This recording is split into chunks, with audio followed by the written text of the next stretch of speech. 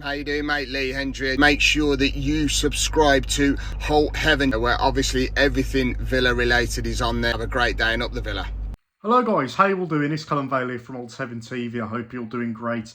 Today we're going to be talking about what's right and what's wrong with Villa.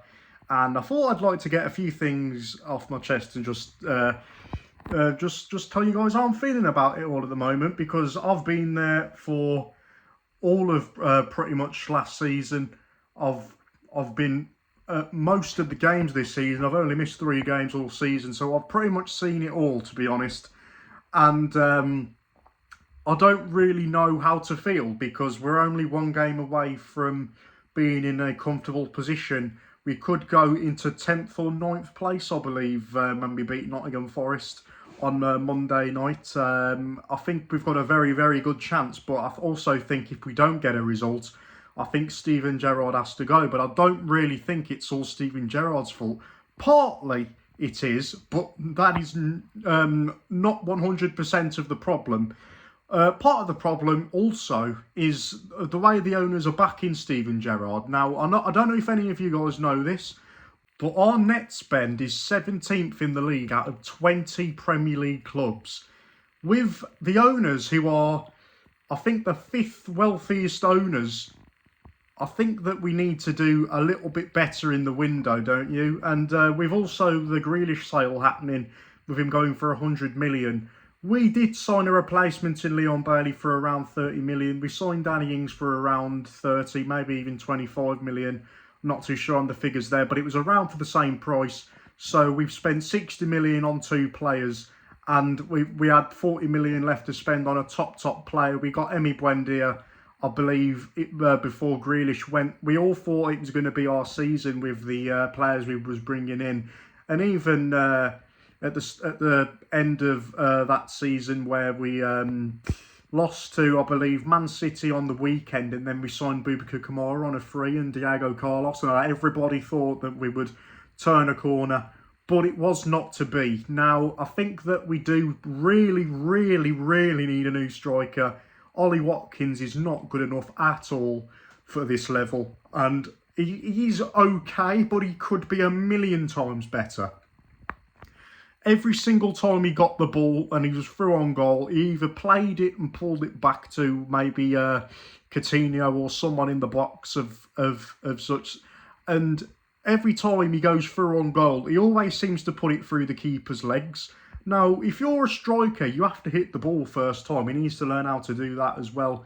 And also just finish the ball a lot better. And I think Danny Ings is going to be a little bit annoyed and slightly pissed off that he isn't getting a start. And I feel really bad for Cameron Archer as well, because at the Bolton game particularly, I think in the first 5 minutes of the game, he had 3 shots on goal.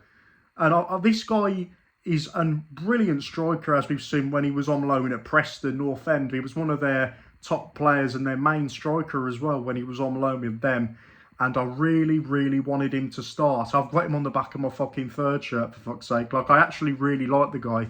He's a brilliant player, but he just doesn't seem to get picked. And when he does get picked, Steven Gerrard puts him on in the last few minutes of the game. We saw that against West Ham. How frustrating that game was, guys, when we got lost 1-0 when I think it was Pablo Fornals who scored, and then we just didn't really seem to do anything with the ball. We brought Archer on, nothing changed. We didn't seem to get the ball up the pitch, and then at the end of the full time, we all booed the players off. No one came over to clap, nothing.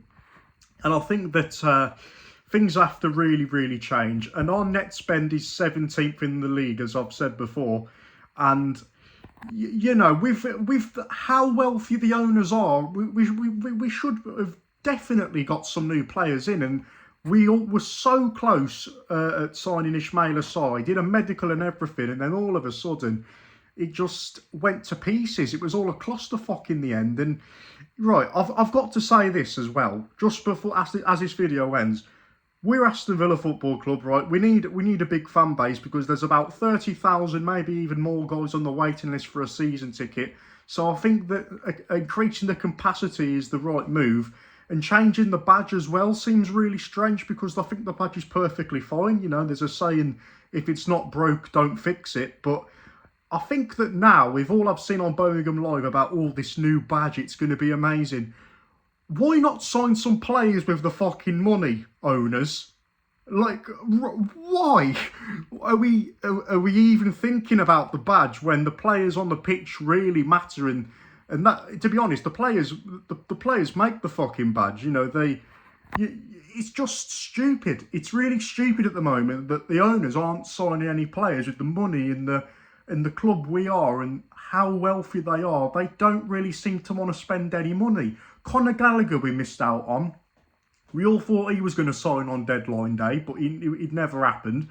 So I think that I don't really know how to really really feel, because we're all one win away from finishing. Well, I say finishing. We're one win away from being in the top 10 at the moment, and that in itself is a good place to be. But I think that a lot of Villa fans are probably panicking. But I completely understand why they're doing that, because we are nowhere near Europa League's team, and how the fuck can the owners and Steven Gerrard expect to be in the Europa League? And we have such big ambitions, but we don't spend any fucking money on players. We spend it on around the club, and you know, trying to fit a fucking hotel room in the in around the stadium and the capacity of Villa Park and the badge, and it's just all, their priorities aren't right at the moment, guys. And I think that a lot of people probably think the same thing too, but I think with it coming from me, I don't really rant very much. I'm a very, very positive Villa fan. I'm very optimistic every single game we play, and I think that Leeds, we should have at least got something, because we dominated them. We had around 20 shots to their like 6. It was a very, very poor performance. And they also had 10 men for majority of, well, I say majority, nearly all of that second half. 2 minutes in, Junior, I think it was either Firpo or, no, it was Sinisterra who got the red card, wasn't it? So they had 10 men and we still couldn't score against Leeds United, a team who we dominated at Ellen Road the season before. What's your guys' thoughts? Let me know down in the comments below. Thanks for watching. Take care. Thanks for watching, guys. Don't forget to leave your comments. Up the Villa, and I'll see you very soon.